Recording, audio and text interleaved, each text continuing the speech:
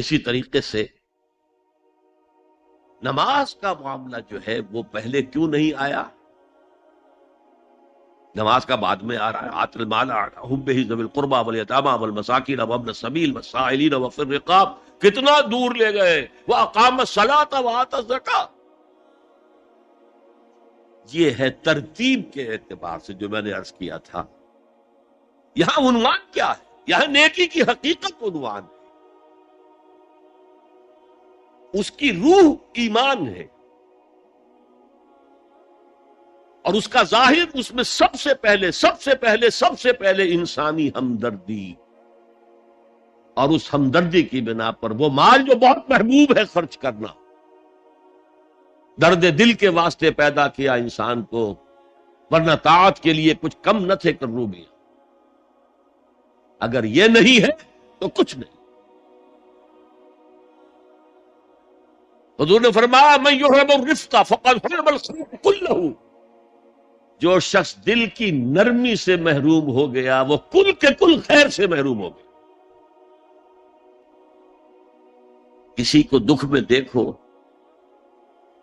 اور اس پوزیشن میں ہو کہ تم اس کا کوئی مداوع کر سکو اور نہ کرو، پھر تم چاہے مفسر ہو، محدث ہو، نیک نہیں ہو. تم عابد ہو سکتے ہو، زاہد ہو سکتے ہو، تم مفسر ہو سکتے ہو، محدث، نیک نہیں ہو سکتے. من یحرم الرفق، رفق کہتے ہیں نرمی. رفیق ہمارا ساتھی، دمساز. ظاہر بات ہے آپ کو دکھ ہوگا، آپ کے رفیق جو ہے اس کے اپنے دل میں محسوس کرے گا آپ کے درد. ہمدرد کسے کہتے ہیں؟ ہمدرد جن کا درد مشترک ہے. ہم عصر ایک زمانے کے لوگ، ہم جماعت ایک جماعت میں پڑھنے والے، ہم درد. خنجر چلے کسی پہ تڑپتے ہیں ہم امیر، سارے جہاں کا درد ہماری جگر میں ہے. اگر یہ رفق نہیں ہے، اگر یہ ہمدردی نہیں ہے، اگر کسی کو دکھ میں دیکھ کر آپ تڑپ نہیں اٹھتے، اگر اس کی مدد کرنے پر قادر ہو اور نہیں کرتے تو کل خیر سے محروم. پڑھ جاؤ نمازیں اور تہجدیں، کچھ حاصل نہیں. اس پر جو آخری آیت قرآن کی ہے، لن تنالوا البر حتى تنفقوا مما تحبون، اس سے زیادہ کیٹیگوریکل سٹیٹمنٹ اور کیا چاہیے. لن کے ساتھ جو نفی ہوتی ہے فعل مضارع میں، انتہائی مؤکد. ہرگز نہیں پہنچ سکتے نیکی کے مقام کو جب تک کہ خرچ نہ کرو ان میں سے جو چیزیں تمہیں پسند ہیں. تمیز پھٹ گئی ہے، بوسیدہ دے دو کسی کو، یہ نہیں ہے خیرات صدقات، بلکہ جو تمہیں محبوب ہو. تنالوا البر کے مقام تک نہیں پہنچ سکتے. پھر میں کہہ رہا ہوں عابد ہو سکتے ہو، زاہد ہو سکتے ہو، علم کا معاملہ ہے، محدث ہو سکتے ہو، مفسر ہو سکتے ہو، فقیہ ہو سکتے ہو، مفتی ہو سکتے ہو، سب کچھ ہو سکتے ہو. قرآن مجید کی روح سے نیک نہیں کہلا سکتے. فآت المال علی حبہ. اب اس میں جو ترتیب میں نے کہا تھا، الاقرب فالاقرب، الاقرب فالاقرب، سب سے پہلے ذوی القربیٰ. اور اس میں اکثر و بیشتر ہم سے کوتاہی، دور دراز کے لوگوں کے ساتھ نیکی ہو رہی ہے. سگے بھائی کی بیوہ اور یتیم بچے جو ہیں وہ محروم ہیں. انہوں نے اس وقت یہ کر دیا تھا، یہ کر دیا تھا. ظاہر بات ہے کہ رشتہ داروں سے تو شکایتیں ہوتی ہیں. یہ تو ہمیشہ ہمارے مخالف رہے جی، ان کی ہم کیسے مدد کریں؟ اگر تو اللہ کے لیے دینا ہے تو حق ان کا. من اعطى للہ وابغض للہ واعطى للہ ومنع للہ. اللہ کے لیے دیا ہے اگر تو اپنے اس نفس کی جو انتقام کا جذبہ ہے اس کو کچلو، اور جس کا سب سے پہلا حق ہے اس کو پہنچاؤ. حق بحقدار رسید. ذوی القربى والیتامى،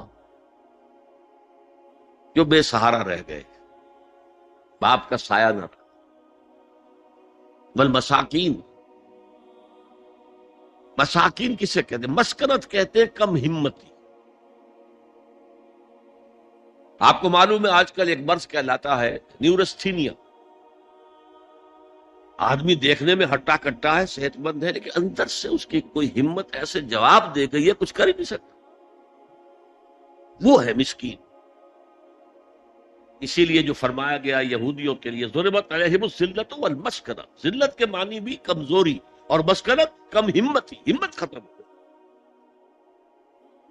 تو جو اپنے پاؤں پر نہیں کھڑا رہ سکتا اس وجہ سے کہ اس میں وہ ہمت کم ہو گئی، وہ بھی مستحق ہے. وابن السبیل اور مسافر. پرانے زمانے میں آپ کو معلوم ہے نہ سرائیں تھیں، نہ کچھ اور تھا، نہ ہوٹل تھے. پھر اگر کہیں راستے میں چوری ہو گئی، ڈاکہ پڑ گیا، تو آدمی جو ہے گھر میں خود ہے، کفیل ہے، اچھا ہے. اس وقت کی حالت ایسی ہو گئی. ہمارے ہاں بیگرز نے اسی کو ایک بہت بڑا بہانہ بنایا ہوا، جی میں آیا تھا وہاں سے اور یہاں سے اور میری جیب کٹ گئی، سب کچھ چلا گیا، اب مجھے واپس جانے کے لیے کرایہ چاہیے. اکثر و بیشتر جھوٹے کیسز ہوتے ہیں. اگر آپ کسی کو پکڑ لیں اور ساتھ لے کر کہیں تحقیق کراؤ تو وہ بھاگ جائے گا، پھر نہیں آئے گا اس مسجد میں.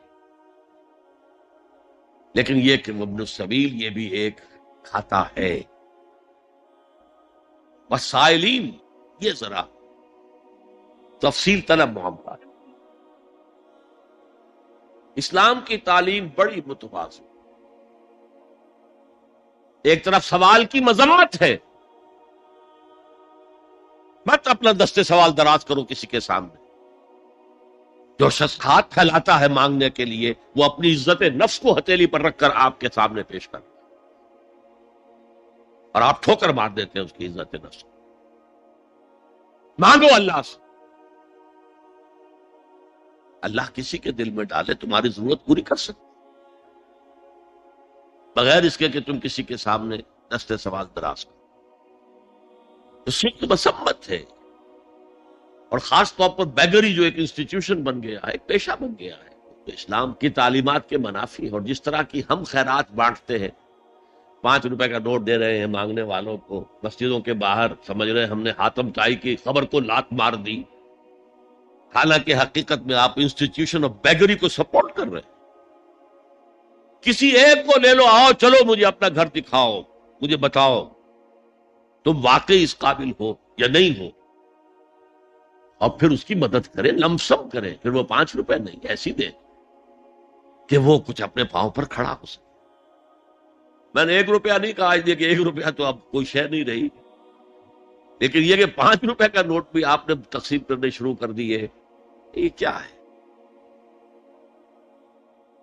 وَالسَّائِلِينَ وَفِي الرِّقَابِ. لیکن دوسری طرف سائل کو جھڑکنا نہیں ہے. اما السائل فلا تنہر، جھڑکو نہیں. اچھا بھائی نہیں، معاف کرو، میرے پاس اس وقت آپ کی مدد کے لیے کچھ نہیں، میں کچھ نہیں کر سکتا. تو ان دونوں کے درمیان اصل میں معاملہ ہونا چاہیے. بلکہ یہاں تک بھی فرمایا سائل کو ضرور دو، چاہے وہ گھوڑے پر سوار ہو کر تمہارے دروازے پہ آیا. کیا پتا اس کی واقعی الجھن کیا ہے. تو سوال کی مذمت اور سائل کو جھڑکنے کی ممانعت. حتی الامکان خالی ہاتھ نہ لوٹاؤ. اس نے اپنی عزت نفس اپنی ہتھیلی پر رکھ کر تمہاری سامنے پیش کر دی، اسے ٹھوکر نہ مارو. لیکن جیسا کہ میں نے عرض کیا، یہ انسٹیٹیوشن آف بیگری جو ہے یہ ایک علیحدہ شے ہے، بالکل اس کا اس سے کوئی تعلق نہ سمجھیے. وفی الرقاب، رقاب جمع ہے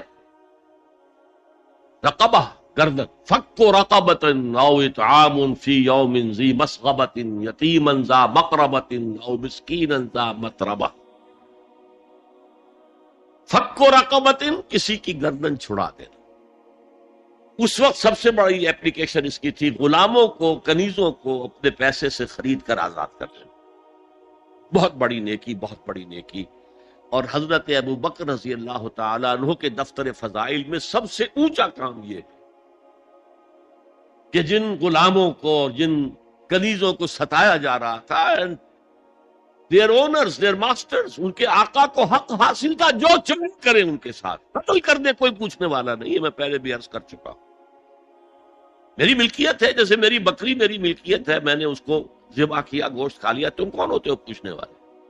میرا غلام تھا، میں نے قتل کر دیا، تم کون ہو پوچھنے والے؟ ان کو حضرت ابو بکر نے خرید کر آزاد کیا اور منہ مانگے دام دیے. حضرت بلال کے لیے امیہ ابن خلف نے اتنی بڑی رقم مانگی، حضرت ابو بکر نے کہا ٹھیک ہے لو. باپ نے کہا بھی ابو قحافہ نے، ابو بکر کو کوئی غلام خریدنا ہی تھا تو کوئی طاقتور آدمی جو کام آ سکے کہیں، اس کو خریدنا چاہیے. مجھے کیا پتا ابو بکر کس لیے خرید رہا اور کس کے لیے خرید رہا. آج کے دور میں اس کی اپلیکیشن ہوگی. کوئی شخص جو ہے اگر قرض میں اس طرح جکڑا جائے کہ لاکھ ہاتھ پاؤں مارے نکل نہیں سکتا، اس کو کوئی لمپ سم مدد دے کر اس قابل کیا جائے کہ وہ پھر اپنے پاؤں پر کھڑا ہو جائے. یہ نہیں کہ اسے آپ ہر مہینے کچھ رقم دیتے رہے مینٹیننس کے لیے، نہیں.